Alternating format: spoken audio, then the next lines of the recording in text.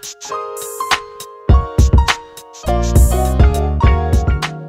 everyone, I'm Reese, owner of The Gold Zebra, the personal, professional, and business development hub for Gen Y women. And today I'm very happy to be talking about climbing the corporate ladder, which is a topic I know a lot of you want to know more about. So as ambitious women, I know that we're always seeking opportunities to climb the corporate ladder, but it may not be as easy as it seems. So I have somebody here who I'm very pleased to be talking to about this topic, and my guest today is Armida Ascano, and she's the senior editor of Trend Hunter, which is the world's largest and most popular trend community. And this is based out of Toronto in Canada. So Armida has worked her way up to kind of the third in command as the senior editor, and she's done this in just a few short years, which is amazing considering that Trend Hunter has a community of over 132,000 members and has about 60 million page views monthly, which is insane. So in other words, she's kind of a big deal, and I'm really excited to be talking to her today. Yeah, on the Gold Zebra in today's Lunch and Learn. So thanks so much for speaking with me today, Armida. No problem. Super excited to be here. So let's just dive right into it. For the viewers who may not know, why don't you tell us a little bit more about Trend Hunter? Sure. So Trend Hunter is actually kind of a two-headed company, and people who are familiar with the daily magazine, which, like you said, gets 60 million views monthly, has 132 contributors globally, they know that we have another side to the business. They're not entirely sure what it is, so I'm going to let everybody know what that is. Yeah. Basically, we take all of those views, we take all of those articles, something like 150 to 200 a day, and we scan them for patterns, which we end up turning into reports that we sell to companies like Victoria's Secret. We've made reports for Kellogg's, and yeah, I think that it's a great place to kind of find a nice marriage between, first of all, great journalism, second of all, just really interesting topics that you find online, and business savvy. There's science to our method, which is really interesting. Because generally, when you look at places that venture into trends as an industry, they like to focus more on the idea of trend gurus or just kind of leaving it all up to one person's expertise. Whereas we look at it like stadiums upon stadiums upon stadiums of focus groups, because what we're basically doing is going to the people who are looking at these things and asking them what they think is cool. So yeah, I guess that's Trend Hunter in a nutshell. Yeah, it's really exciting. I get really excited personally about Canadian companies that are sort of like the world's experts in a certain topic. So yeah, it's really definitely cool that the company is based out of Toronto. So with you, I know that you started with Trend Hunter and moved your way up. So why don't you tell the viewers a little bit about your journey with the company and sort of graduating from university or finishing your program and how you are the senior editor today? Definitely. So basically, I went to ad school at Seneca. And my whole thing was that I wanted to learn about advertising because it's a place that kind of marries a love of pop culture, and I'm a huge pop culture junkie, with consumer behavior and, the whole concept of selling things and businesses. So that being said, Trend Hunter was invited to give an information session for the program because obviously if you want to work at an ad agency, you need to understand trends, you need to understand the younger demographic, you need to understand the internet. And although the information session was just meant to spark inspiration for people who wanted to create ads, I looked at the session and was like, I want to work here. Like, why would I go anywhere else when I could just work at a place that focuses specifically on pop culture? So from there, I applied for the Trend Hunter Academy program, which is technically an internship, but we like to think about it more as it is basically an education. We have a lot of seminars we go through for things like search engine optimization, how to write for an online audience, that kind of stuff. And when I applied for the internship, I knew that eventually wanted a job at Trend Hunter. I knew that I didn't. I think at one point I told our chief Trend Hunter, Jeremy, I'm not leaving the property without a job, which I wouldn't suggest doing that. I'm sure it's illegal. But yeah, I kind of just approached the whole thing with complete determination, and here I sit. That's amazing. So what was the position that you started in once you were hired? When I started on, I actually started working more on the business side, which is interesting because everything's kind of come full circle. I'll talk a little bit more about that later. But I started on doing ad research. So what I was doing was kind of looking into where different advertising opportunities were for us, different places where we could get revenue, and I was also editing on the side. Now, keep in mind that I went to school for advertising, so I really didn't have any formal editorial experience, though I wanted to work at an ad agency as a copywriter, so I was familiar with writing short, snippy things that are basically tweets. So yeah, I was kind of balancing between working on the business side, working on the editorial side, and the first I should also mention, I've done a lot of different roles at Trend Hunter. So after I kind of worked on the ad project and was finished with that, and that was where we wanted to be, we found that a big strength of mine was in training and hiring, which is when I wound up taking on the Academy Strategist role. That basically means that I was in charge of formulating and executing the training seminars that we give, as well as acting as the hiring manager, I would say. And kind of from there, I just kept honing with my editorial skills. I guess being the person who spent the most amount of time with the actual trend hunters we had in office, I kind of got more of a feel for the issue. And from there, I found my way up to senior editor. Wow, that's amazing. It's definitely good to have Thank a job diversification and like be able to learn all these different skill sets, right? Because ultimately that's going to help you to lead a team. So you spoke a little bit about how you're the strategist for the Intern Academy, and I know you do a lot of hiring at Trend Hunter. So why don't we talk a little bit about that? Because I know that's kind of essential in climbing the corporate ladder, is getting the job first to get your way into the organization. So as a Gen Y, hiring other Gen Y or people that are potentially like older than you or around the same age, what are some qualities that you really look for in a good candidate? Like, are there these universal qualities regardless of position, or what kind of things would you recommend for people that are going into an interview?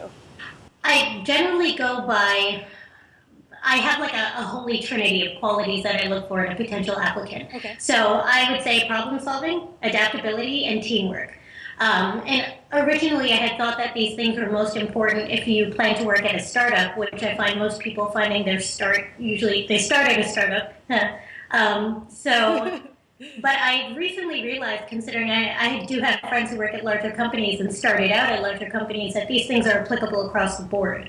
So let's start with adaptability. Adaptability, I think it's important, and obviously, giving you the rundown of how my career at Trend Hunter has gone so far, I am naturally the kind of person who wants to stick myself into every facet of a project that I'm working on.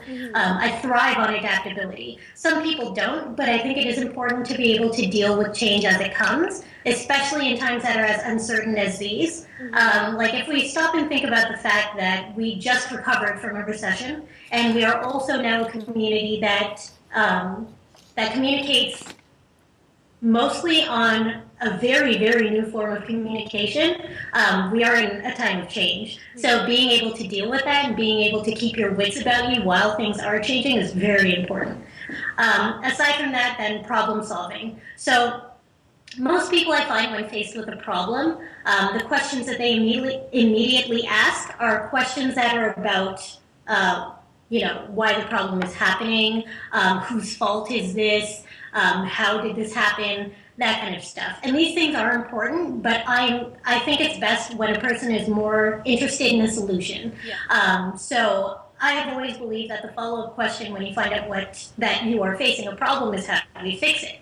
And it's surprising how seldom people think about that first. So I think being able to have that skill of problem solving is very important as well. Finally, teamwork. So teamwork, and it's interesting because we do career training here at Trend Hunter for our academy program, which basically means that we round up every Trend Hunter that we've hired on, and we talk to them about how to best handle interviews. We talk to them about how to revamp their resumes, and specifically, we talk to them about something we call the Millennial Death Card. So the Millennial Death Card is basically the list of assumptions that will be made about you simply because you're part of Generation Y. And among those things is the preconceived notion that we are a selfish generation because we love taking selfies and we, have Twitter bios, whatever. So because of that, I think it's important that we all know that when we do become part of a team, it's not about us anymore. In my opinion, the most successful companies are companies with teams that consist of people who all know that they're working toward the same goal. Of course, it's very important to always keep your eye on the prize in terms of your own personal growth. But I think if you do find yourself at a company that has a goal that you don't believe in, you should probably find another place to go, which is easier said than done, of course. But I just think that knowing that everybody's working toward the same thing and being able to keep that in your mind on a day-to-day basis will make for a much better experience. Okay, so I totally agree. To play a little bit of devil's advocate, like teamwork is obviously very important, but when moving up the corporate ladder, how do you really differentiate yourself or be proactive to show that willingness to want to be promoted when you're trying to be a team player? That's a very good question. So I do think that it'll end up looking different for everybody.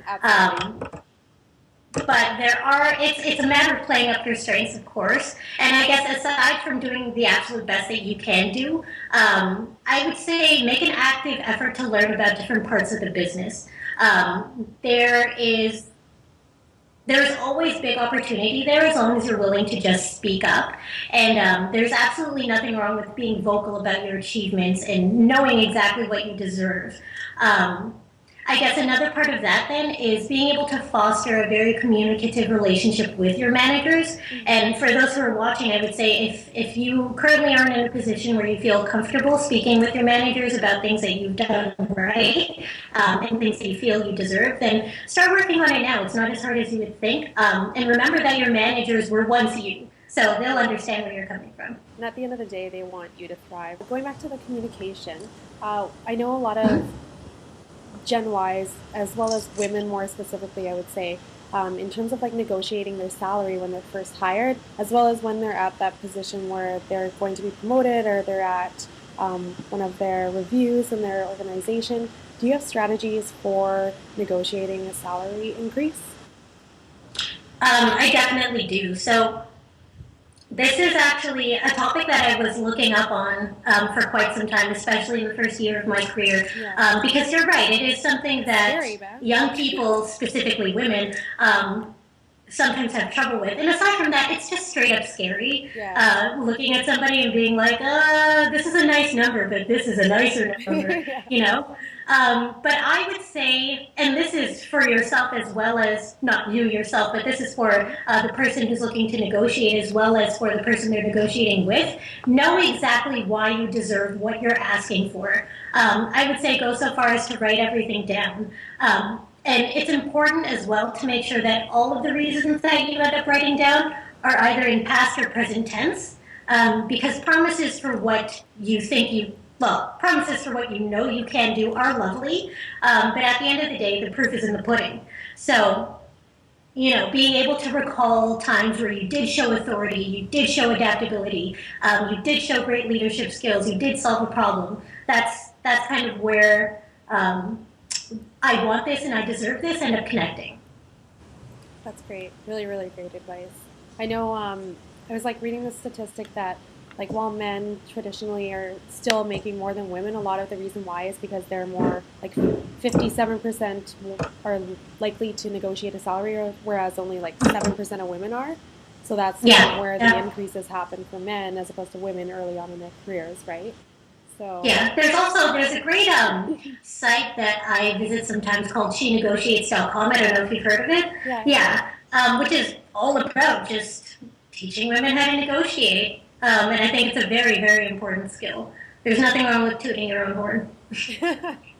I know, it's weird. We're kind of self-conditioned, like, even though we're doing these selfies and kind of like self-promoting ourselves on social media, a lot of times it's really hard in person to be like, well, I'm amazing and I do this and I do that and I deserve this. Yeah, exactly. There's It's nothing wrong interesting with as it. well because if I scroll through my Instagram feed right now, I will see probably 10 to 12 selfies, but probably 8 to 9 of those will be captioned with something self-deprecating, Yeah, totally. which I think is a bit of a problem with our generation. For sure. It's like almost if we self-depreciate ourselves, it allows us to like post things that we Hmm. really want to, but are too afraid to promote in like a positive light, right? Yeah, It's kind of yeah. funny, but Just be yourself. yeah. Okay, so we talked a little bit about this before, but are there any universal personality traits that you think help people advance in the workplace? I know we had talked a little bit about communication. Is there anything that you found that really helped you personally as somebody that's more of a leader in your organization to move up? Sure. I would say, and actually, this is something that we teach during the career sessions that I mentioned earlier. The absolute best piece of armor you can have for yourself going into an interview, going into a new position, whatever, is self awareness. So, for every person that I interview, um, I kind of like we always ask the question. I'm sure many of you have been asked this question during interviews as well. What is your biggest strength? And then to follow up, what is your biggest weakness? Mm-hmm. Well, we teach here at Trent during our career sessions is that your biggest weakness should be the exact opposite of your biggest strength. Um, because I mean that's just how human nature is. So I, for example, am the kind of person who's very big on ideation, and I get very enthusiastic about things, and that helps kind of fuel a team. On the flip side of that, I struggle with organization sometimes, and I struggled with organization when I first started at Tread Hunter for sure. So the ability to know what your biggest strength is and what your biggest weakness is, and then moving forward, how to kind of remedy that is the most useful thing you can have. Personally, I think in any situation, whether employment related or not. Okay, that's great. That's great. Um, Kind of switching gears here, is there a typical amount of time that you should wait before kind of making the ask for a promotion? Or because I know sometimes just organically people leave and then there's the opportunities, but other times you really have to kind of be in control of your own destiny and make the ask, and perhaps they'll create a position for you or there's that opening. Mm-hmm. I don't think it's as simple as like a set amount of time that Mm, passes. So as I had said earlier, I think my biggest tip for people who want to start negotiating their salaries or their positions is knowing exactly why you deserve what you're asking for. I think when you've been at a company long enough to know that there were maybe just numerous examples of times when you really, really made a difference in the company, that's when it's time. That's when it's an appropriate time to ask.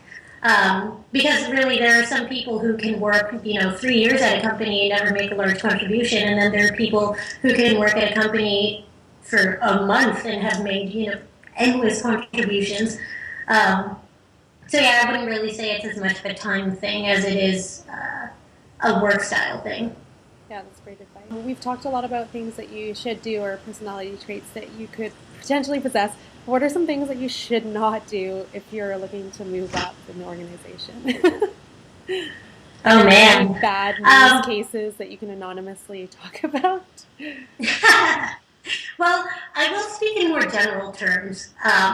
So we do something here at Trend Hunter that's called Feel Smart Friday, and we have a sister site called Keynotes.org, which is basically a collection of keynote speeches that are based on many different topics. So we recently did one that was about communication in the workplace. Cool. And kind of the entire team sat in on the whole thing. And one of the big highlights of that was this exact topic, things that you should not do in the workplace. For me, I would say that the most important thing to steer clear of is placing blame and not really being able to be held accountable for things. And referencing back to the millennial death card, this is something that we are apparently prone to. Mm-hmm. is not being able to take responsibility when we make mistakes. Everybody is bound to make mistakes, so owning up to them is a really, really great thing. And one thing that I believe no one should ever say in a workplace is, I was never told not to do this, or I was never told to do this.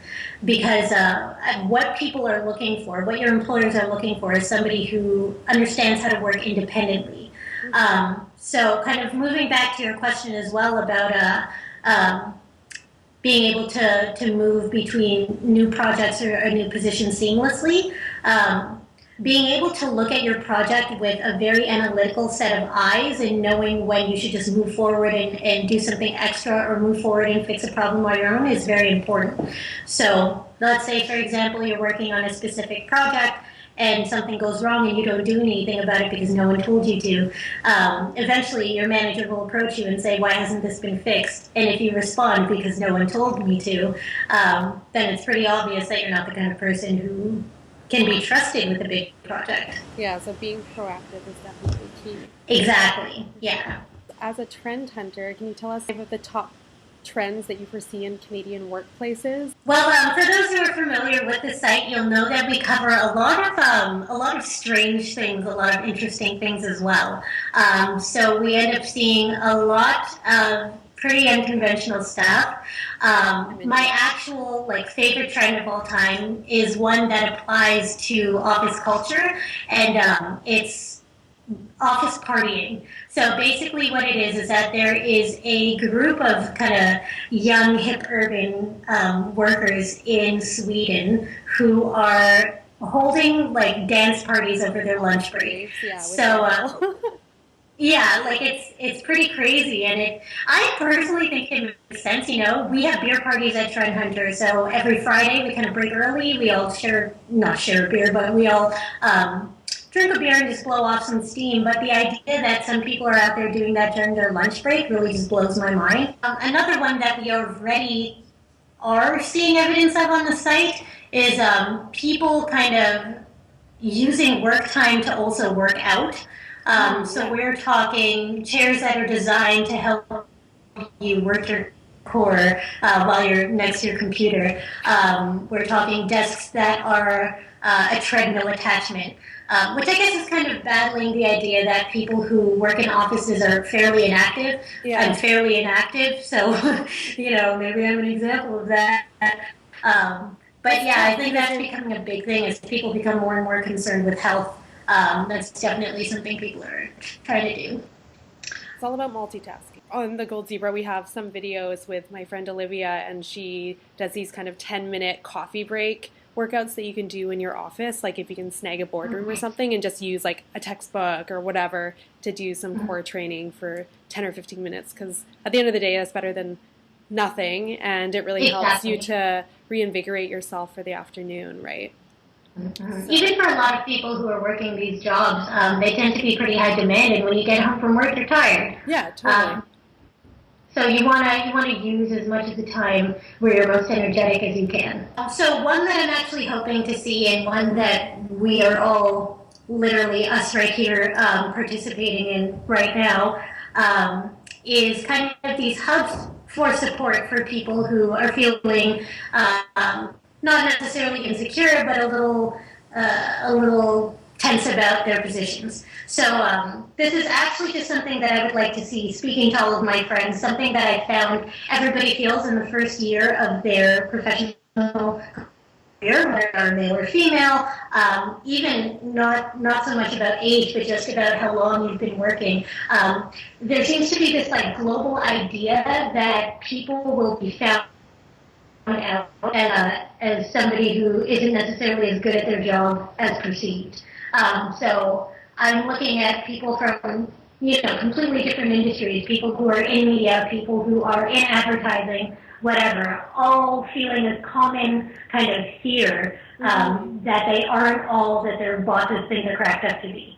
So kind of these support groups, like exactly what Gold Zebra does, the site I had mentioned earlier, negotiate.com, these places where you can go and kind of just talk to others who are just starting out their career. I think that would be a really nice trend to see more of.